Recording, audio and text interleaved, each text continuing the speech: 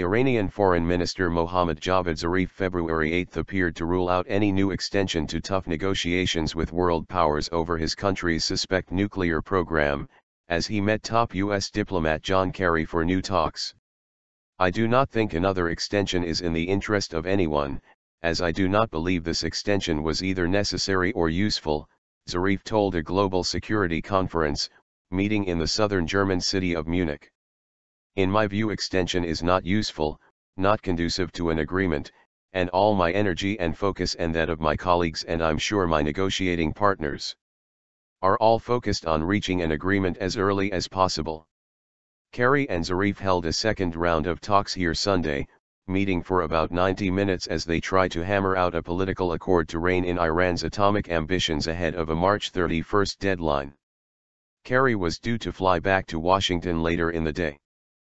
Few details of the tough negotiations have leaked, but world powers are trying to ensure that Iran's pathways to developing a nuclear weapon are cut off, in return for a gradual easing of international sanctions which have crippled Iran's economy.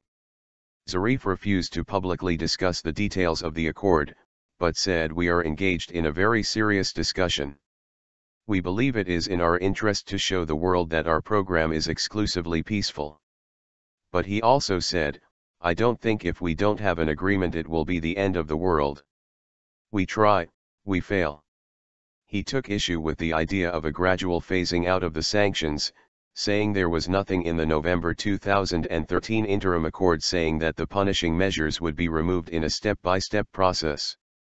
The Islamic Republic has long denied accusations that it is seeking to develop an atomic bomb, arguing that its nuclear program is solely for its civilian energy needs.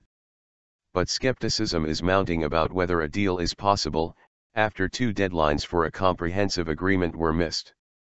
Iran and the group known as the P5+1 Britain, China, France, Germany, Russia, and the United States now want to conclude a political agreement by late March, with a final deadline pinning down the technical details by the end of June.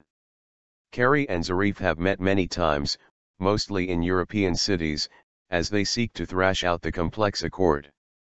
But both men are under pressure from hardliners back home, with U.S. lawmakers threatening to try to unleash a new wave of sanctions on Iran after March. Zarif agreed there was a huge deal of mistrust in Iran vis-a-vis the West and the United States in particular, talking about a confidence deficit. And he argued that Iranians were right to be skeptical about American intentions given the 3 decades freeze in diplomatic ties.